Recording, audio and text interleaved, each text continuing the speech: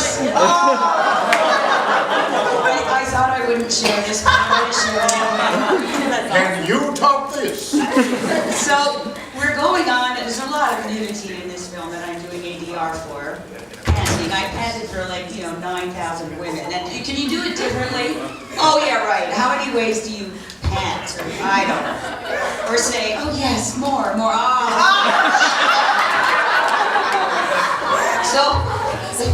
So they keep rolling the film. Here's another scene. Here's another scene. Here's another scene. And I'm trying not to look at the screen. I'm so freaking embarrassed. I can't believe what I'm seeing. And then I go,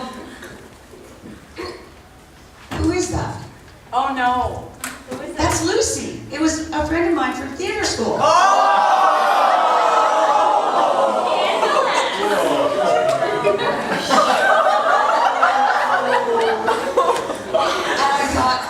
Lucy, I never knew you were, Lucy was quite attractive. I mean, who knew? And I thought, she never told anybody that she did this film. And so then I was in the awkward position of having to provide the sound effect for Lucy's acting, which was panting. So so that's when I thought, I really have to get out of here. And that was the last time I ever did ADR for adult films. When I looked, I said, Mom! Yeah, that lowered the level, didn't it? That was the best laugh I've had in a very long time. All right, questions? Wait, so when you went to do voice recording, what's the most, I don't know, slavish that you've ever gone in? Do you go in your pajamas ever? That's the best part about being a voice actor. You just straighten your eyebrows and you walk in. Here I am. Did you ever go in your pajamas? I don't think I did ever go in my pajamas. No, I don't think I did. You guys? Do you know what? It depends. So I've never gone in my pajamas either. My whole thing is they have ad people for most of it. If it's animation, if I walked in with totally spies in my pajamas, you wouldn't have cared and it would have been fine. Or Sailor Moon. But back then I was really nervous, so it wouldn't have been Sailor Moon. But the problem is if you're doing any form of advertising, then you're walking in on a bunch of clients, and they're all clients for McDonald's or for Tim Hortons or whatever they're going to be doing.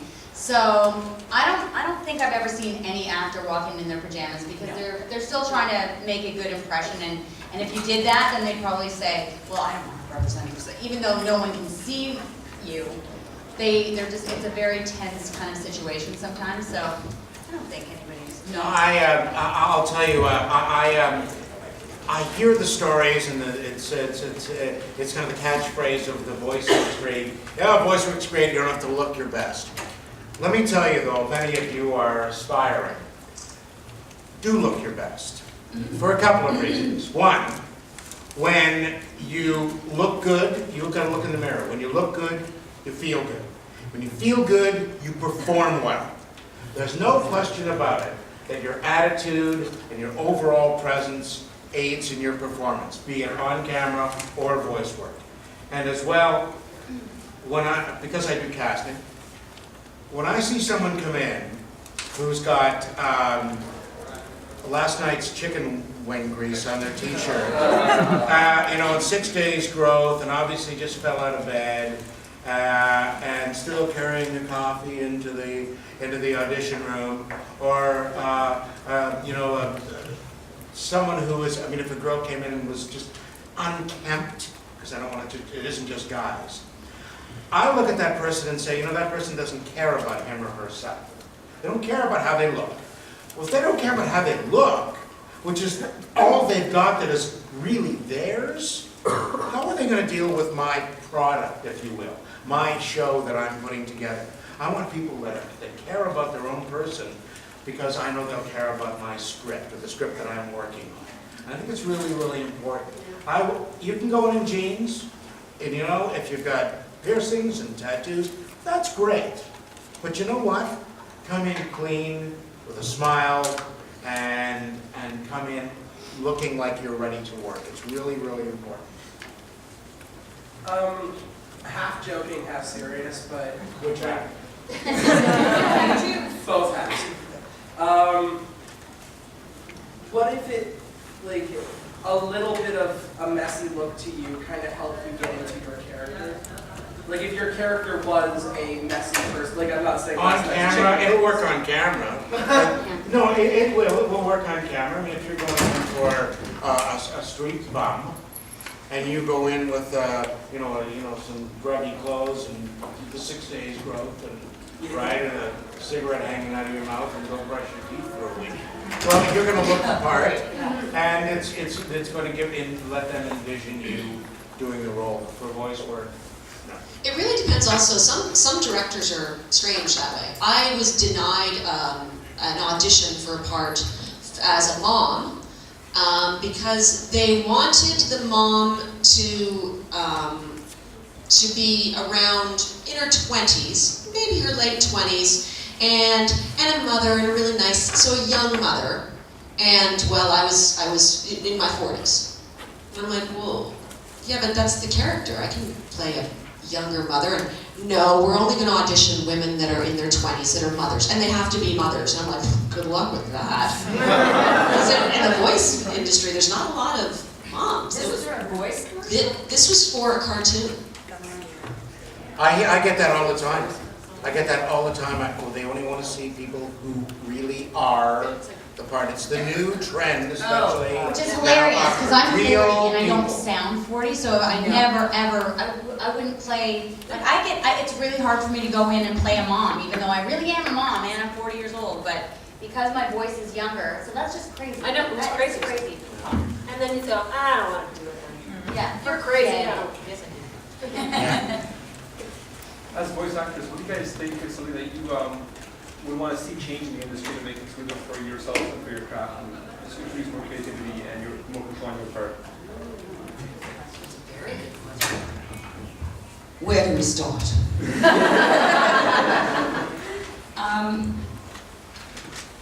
Sometimes, pardon me, if I'm sitting in a room, in the olden days, as I was saying a couple of times already, we used to do our work ensemble. And so we would hear everybody else's performance. It would be like a radio play. There would be continuity. We'd just do the whole scene. You'd hear all the other actors reading their lines. You'd read your lines. And that doesn't happen very much anymore. But sometimes you will work with, say, 2 other people. So there'll be 3 in the room. And this is what happens so very often, is that I'm standing in a room, and I'm listening to the performance, and I think to myself, God, she read that line perfectly. Or, oh man, that was so funny the way he just did that line. I'll say it in my head, because I'm hearing exactly an enhanced version, because I have headsets on too. And invariably, if it's the first take, and this is interesting, and this is John, like a director's sort of dilemma. Invariably, if it was the first take, the director, and I'm not saying John, because I don't think John, you're not that way, and maybe it's somebody else, will say, oh, well, that was okay, but let's do it again. And I'll say, wait, what? I'll think, why are we doing it again? Those 2 lines were read brilliantly. And then sometimes the director will give a line reading and will say, you hit the word heavy, and I'd really rather that you hit the word punch. And so you think, is that really the emphasis that you want in there? Okay, so the actor does what the director says. Invariably, the director the next take will say, no, go back to the way you had it before. So it seems as if sometimes, just because somebody is really good out of the gate, that they get penalized for it. And that the director arbitrarily, because the client is there, listening to everything that's going on. So if the director just says, okay, that's perfect, let's move on, it's almost as if he or she's not doing the job properly. So I really wish that, They could trust they could trust our choices. Trust the instincts of the actors, and because very often, if you just let the actor go, give the actor his or her head, you're going to get gold. You're going to absolutely get gold. And it just drives me crazy when I hear gold tampered with. Or there's a client in the room who said, we didn't hear the word new properly. So, What, like, I have to go, and here we have, new Quaker Oats. This is, I mean, they sometimes want it to be that overemphasized. And so what happens is that the performance suffers because of some sort of intellectual concept. I don't know, that's what I would like. And just to play devil's advocate here, just because John and I just keep going back to because we keep working together. Just keep doing it. But yeah, no, and I've been in the room when all that happens as well. But on the other side of things, if you have a producer in the room and she's not hearing what she wants to hear, John's actually quite brilliant as a director where I will actually say to him, and I do, John, give me a line read. And then he will, just so we can change it up, just so we can change her mind. So if she thinks, so I've done it, and I'm quite happy with it, and I can see John's happy, and then wait, and then I can see, I can't hear what they're saying, but something's not right. So then we come back, and maybe we try it a different way, but then I will actually say, John, give me a line read. And he'll do it, and then I'll do it that way, just so she can hear, so I feel like it could go both ways. Right. But I respect what you're saying, because I've been in that situation as well, but it also goes both ways. Yeah, I mean, the producer is, King. and they don't, and they're the actor's maybe the bottom rung, but Yeah. I'm only, as the voice director, second from the bottom rung, right? But I think any voice director worth his or her salt as well will always say, that was two things. One, how do you hear it?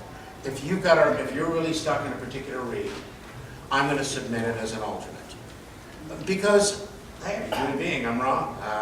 And I don't mind being wrong if it makes the ultimate product better. That's the way it is. But also in terms of a take two, technically, we always have to get 2 takes in case something happens to the first take, technically, or it's lost somewhere, or something happens to it. There always has to be a take 2. Yeah. But when you go through, when I'm here listening to a take 2 of a full run, I always, and this is one of the difficulties of being a voice director, I've got to know the entire scene in my head. So when my performer's running through their first line, I will call out to the recordist who's taking the things. That's the take, right? But I'm sure read the next line. Take 1 for that one. Da-da-da-da-dum. Take 1 for that one. Da-da-da-da-dum. Take 2 for that. So I've got to call the keepers, the hero takes, the selects. So, but there always has to be a backup, even if it's all not as good. I have to have it. Sometimes they will simply slug it in for time reasons, and it will be picked up in its proper context in pickups. Yes. So in stage acting or film acting, you obviously have to have like 3 rehearsals before you perform it. How often do you do that for voice acting, if any? Pretty much never. We rarely, I think maybe once I have. Once maybe. Yeah, it's very rare. Do you know what, the only time that's ever happened to me was a movie from Max and Ruby, and they wanted to do script reads twice while they were all in New York doing a phone patch, and we were in Toronto, and we did basically rehearsals over the phone before we recorded, and we just didn't understand why we had to do it, because you're about to record it and hear it anyway, but never, almost never. Never. I have actually 2 questions. First of all, how do you feel that a lot of shows that you've worked on from the 80s and 90s are being shown on channels like Teletoon Retro for a new generation of children to watch and enjoy? Bring it! Bring it! Yeah, always, you always want your stuff to play. Always. There's nothing better than turning on the TV going, oh, that's me.